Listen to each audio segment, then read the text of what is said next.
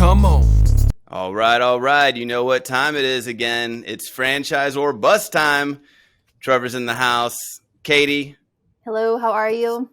As always, excited to see you. Katie and I, obviously the two bravest podcasters currently going right now as we drove through a blizzard to get here because we were so excited to have our guest on for this week, Adam. And I'm going to tell you right now that if you don't get the meaning about Anago Cleaning after this podcast, you're not going to understand what it's going to take to franchise and not bust. So, Adam, super pumped to have you. How you doing? Hey, Trevor, how's it going? You staying warm up there? We are doing our best. We're doing our best. I am hunkered down in the office. I may have to call my wife and say, you know what? I couldn't get out of here. That's it. That's it for me for the night. I'm stuck. Nice. So, Adam, again, super excited for you to join us. Thank you so much. Anago Cleaning, what a cool concept. As I was doing some research and looking through, obviously right now, kind of pertinent toward the times, right? Cleanliness and things like that is a major concern for folks. So, maybe kick us off just a minute. Tell us a little bit about you as the expert today on our show and what you do with Anago, and then we'll kind of start diving into some topics about franchise world. Sure. I am the CEO of Anago Cleaning Systems. We are a 3-tier. So I'm just going to jump in right there and already mess up my own little monologue, right? Most franchises that most people are familiar with are 2-tier, right? So you think of McDonald's and you go, okay, the corporate offices and the people who own the restaurants. We are very unique. Anago is a 3-tier commercial cleaning franchise system. And the easiest way to think about it is to say, okay, I'm at the corporate office. And then we have what's called a master franchise and what's called a unit franchise. And now the master franchise, if you think about cleaning, it's not sexy. Nobody says, when I grow up, I want to be a janitor one day. Though my wife always still gives me the eye roll, even after 7 years, every time I introduce myself and someone goes, oh, what do you do? And I go, I'm a janitor. Thanks. Just a very successful one. We do all right. There's money in dirt. So if you think about the cleaning business, most people think about the night aspect, right? So people think about the mop and the bucket and the cleaning aspects if I say, commercial cleaning.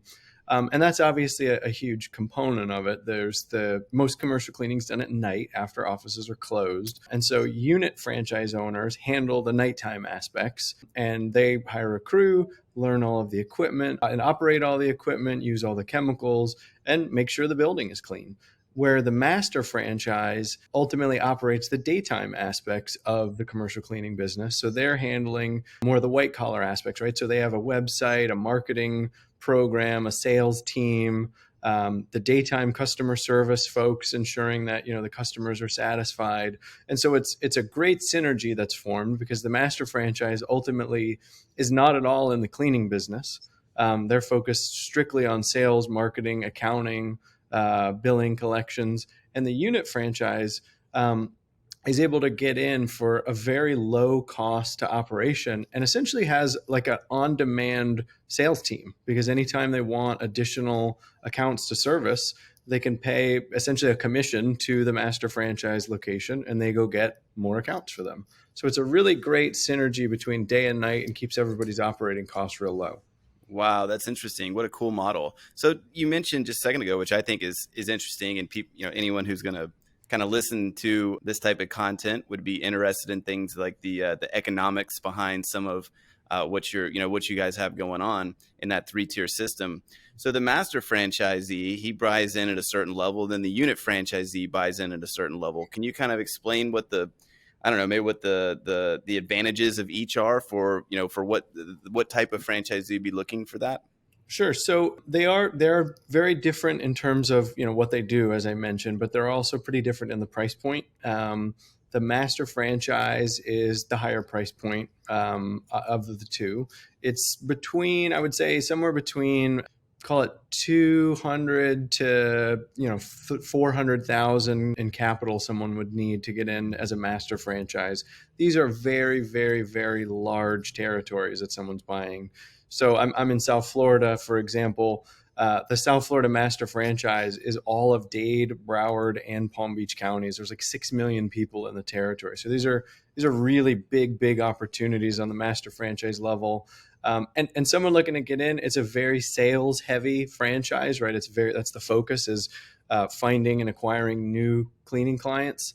And that's the name of the game. I mean, it's a very much a hunter franchise mentality rather than a farmer. It's not if you build it, they will come. It's every day having your sales team get out there and trying to get more customers. On the unit franchise opportunity, this is great because it's a low cost, anywhere from call it 10 to 20,000, give or take. And that a lot of that can be financed by the master franchise in that area. So very low cost to get in, no cleaning experience necessary for either opportunity. All of that can be everything that franchise needs to know will be trained at the time of, after signing and everything like that. And the unit franchise, it's a lot of times people start it as kind of like a side hustle. A lot of times it's part-time. It's very common for folks to buy in at what we would call a program 1 or 2, which is about $1,000 or $2,000 in monthly revenue. So it's just some extra cash on the side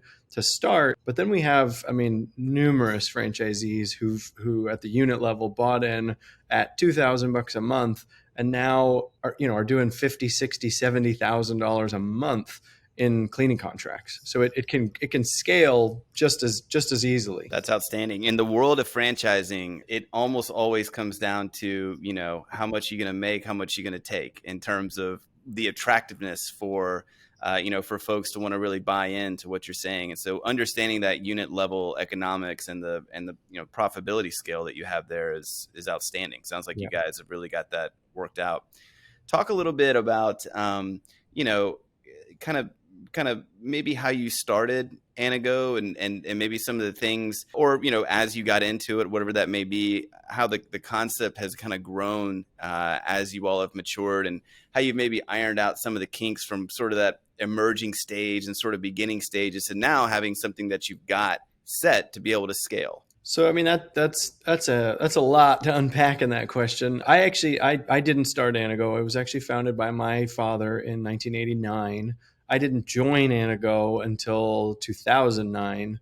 My background is actually corporate finance, and I got in. I was actually a former IBMer living up in the White Plains, New York area.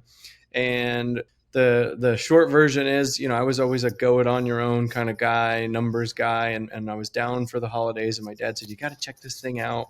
I think I might have something to this. They had just done in 2009. They had only been master franchising at that point for about 10 years. And so it was very early in the scale, I guess, if you will, of the system. He said, check it out. And the rest is history. It was like about 6 months later, I ended up starting, and he goes, congratulations, you left your highfalutin finance job.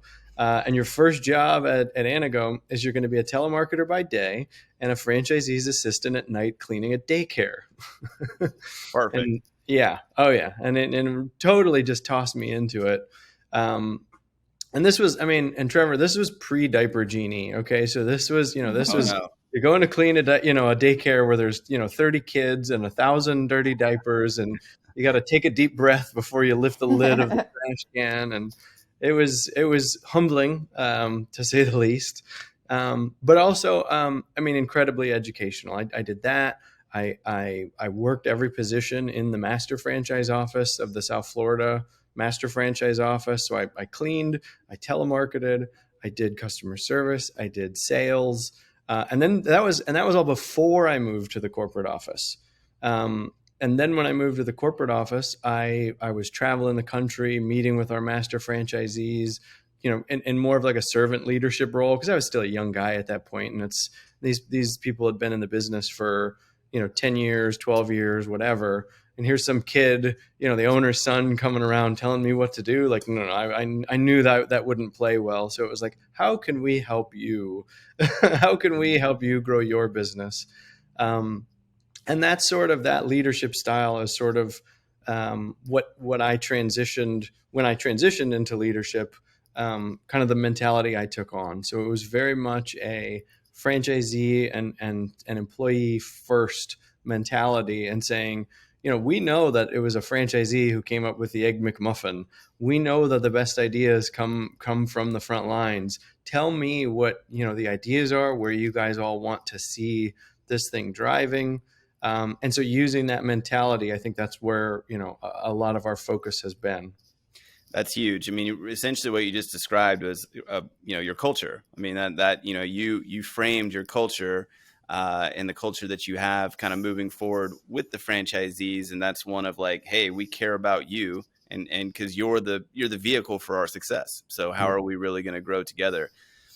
I would imagine that it's really helpful for you to have experienced all the aspects of the business when you're recruiting new franchisees. And maybe if you get someone who, they're interested in buying multiple territories, or maybe they're just interested in buying one large one, whatever it may be, and they, perhaps it funnels up to you, being able to have that dialogue with them to say, hey, listen, I've done all this, and this is exactly how it works. And let me tell you about it. Talk about the advantage really kind of at the franchisor level of really intimately understanding every aspect of the business when it comes to recruitment, when it comes to franchisee recruitment.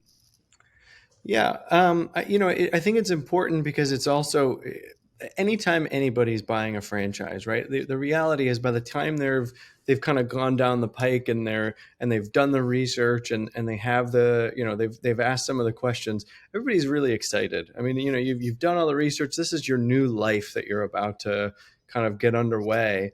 And how do you say that everybody's eyes get a little bit bigger than their stomachs?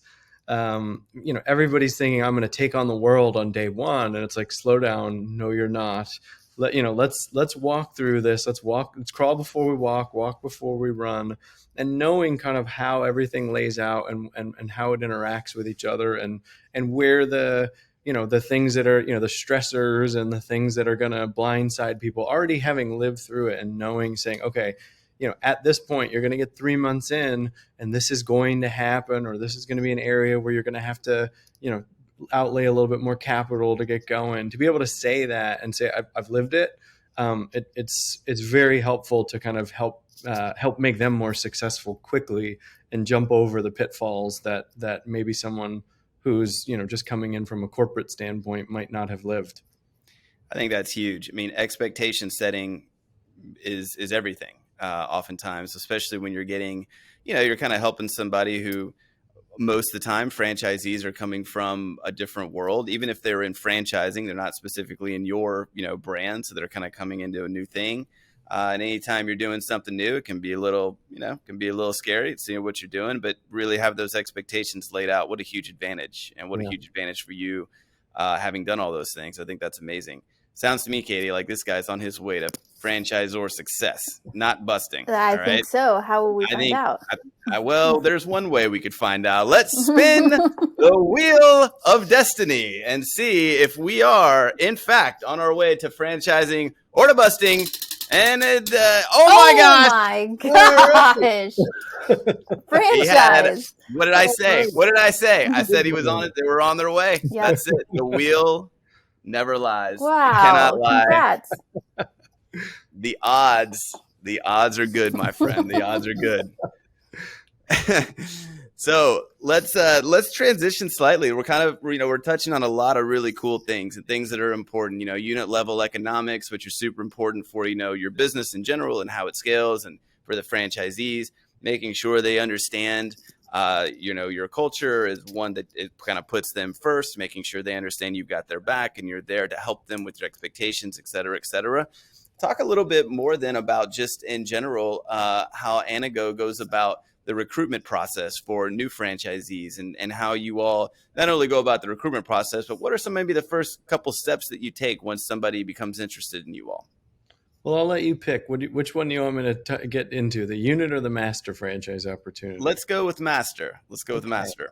So the master franchise opportunity, the recruitment is comes from a lot of different avenues. Obviously, we have a very active online presence, online marketing, social media presence. We actually have the biggest social media footprint of all my competitors combined, because I happen to be a millennial CEO, an elder millennial. I'm a sage millennial CEO. So we're focusing on areas that maybe the competition has overlooked.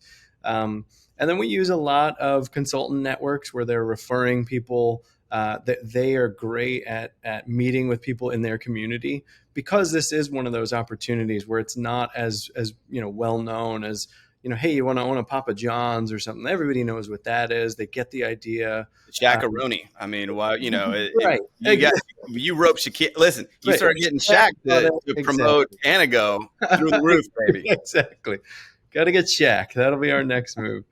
But everybody's heard of those. Most people have never heard of. Most people don't know who cleans their office, let alone that. Oh, by the way, there are a handful of major franchise players across the country, and it's actually big business when you really get down to the brass tacks. And so it's a lot of it from our recruitment process is the education process, and saying, hey, had hey, and never leading off with, hey, want to be a janitor. But it's because it really, and the master franchise has zero cleaning involved. It is not a cleaning opportunity. It's a sales opportunity. And then when you explain to someone, say, listen, you've been a director of marketing or a VP of sales or president of a company before, or whatever it may be, some sort of senior management type person. You know how to manage people. You know how to manage a sales team. And if we can say, listen, we're able to repurpose that skill set that you already have, and we're just going to teach you about our industry, it's suddenly, the lights go on for most people and the eyes, and then they see some of our, our item 19 and some of our revenue disclosures that what someone can make. And they go, oh, wait a minute. Cleaning. Cleaning. Okay. Tell me more. And so it's very heavily an educational process of saying, we know you've heard of these other brands. We know these are the sexy names. These are the ones that have Shaq. We don't have Shaq, but you could maybe start making Shaq money at some point. Now people are interested. Without question. All right, so you're getting these guys in master level, and the unit level kind of comes along with that, right? Or is that a responsibility of the master franchisee, or is that still something kind of done at the franchisor level? So that is actually something that then the master franchise it's a unique concept, because the master franchise is partaking not only in the industry itself, but in the franchising of the business, right? So if you buy a Pizza Hut, well, you paid the corporate office for your Pizza Hut. And if you want to expand, well, got to go back to the corporate office and buy more Pizza Huts. As an Anago master franchise, number one, as I mentioned earlier, you get a huge, huge territory. And then, one of the secrets in franchising that most franchise systems don't really, I don't want to say they're not being secretive about it, but there's no incentive for them to talk about it like us, is there's a lot of money in the fact that you're franchising your business in the first place. That's why so many businesses around the country and around the world are franchise businesses in the first place. So what we allow is the master franchise to partake in that, and they're actually recruiting unit franchisees local to them, getting a franchise fee paid to them as part of it. So that's a revenue stream for them locally. And then they're able to help these folks looking to buy a unit franchise grow their cleaning businesses, grow them from, small part-time entrepreneurs sometimes to big, like I said, 50, 60, 80 grand a month, mega commercial cleaning companies in the regional area. And so it really is, there's rewards all the way up. It's a similar model, and it's a model that's kind of proven itself over and over again to really drive growth and really drive scale to like an area developer or a regional developer and some other other franchise brands. You think about when like a Massage Envy started taking off in the mid 2000s and kind of late 2000s, I guess, if you will.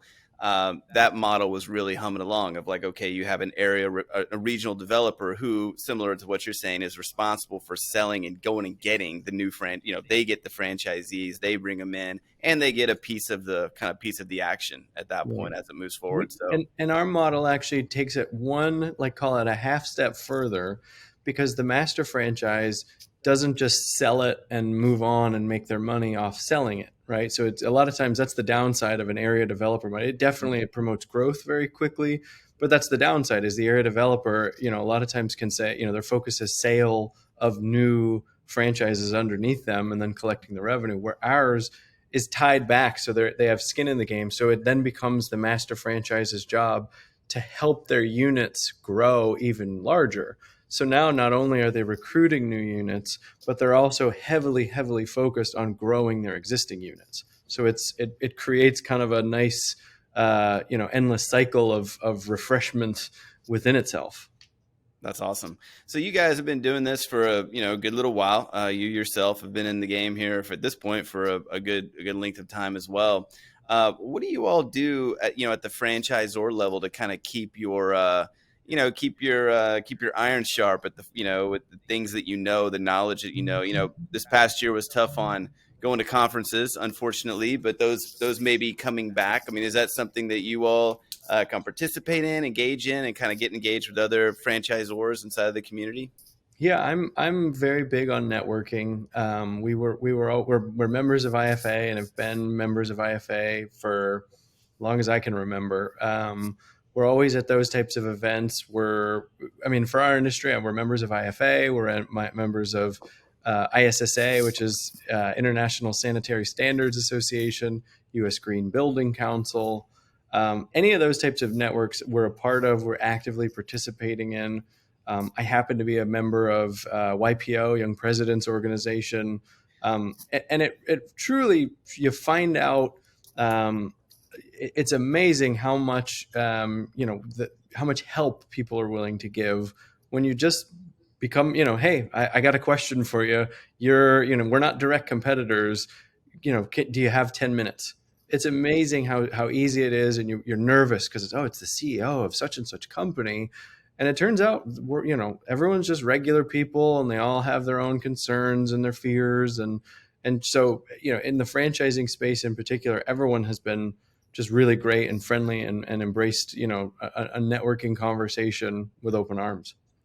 Outstanding. We'll sidebar the YPO chat because I might be there with you soon. We're trying to weasel my way in this year. But yeah, on the networking side, kind of being a part of IFA, those are, just about anyone we've had join us on this podcast, as well as just in our experience in the franchise space. It's just so much value in really getting in there, participating, understanding that there can always be something you can learn, understanding that it's always helpful to have, those other folks who've been doing it and they do, they're in the similar world that you are and getting that information. So it's cool to hear. And we look forward to seeing you in San Diego. I assume we're going to be out there for the big convention coming up. Yeah. Planning on it. Awesome. Very cool. Yeah. Well, okay. So let's sidebar here quickly into something that I think is important across all franchise systems, and that is what's your kind of growth to end game to next step look like? Each franchisor. They typically have kind of a roadmap toward like, all right, this is the amount of units we want, or this is where we'd like to go. And by this time, and we all have our goals just as business owners in general to get to a certain spot. But what's that look like for Anago? Like, where are you guys looking to go in the next, few years here? So it was actually last summer that I issued what we call the $100 million challenge.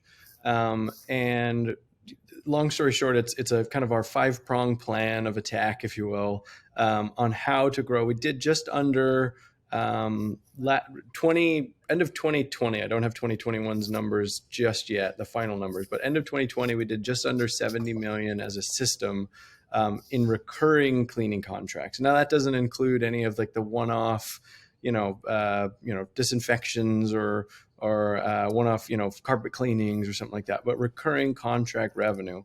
And so I challenged our system and said, by this time, so call it 2 years from, call it June of 2021, I want to see our system be at $100 million in recurring revenue. And that's contract, under contract for 12-month recurring contracts.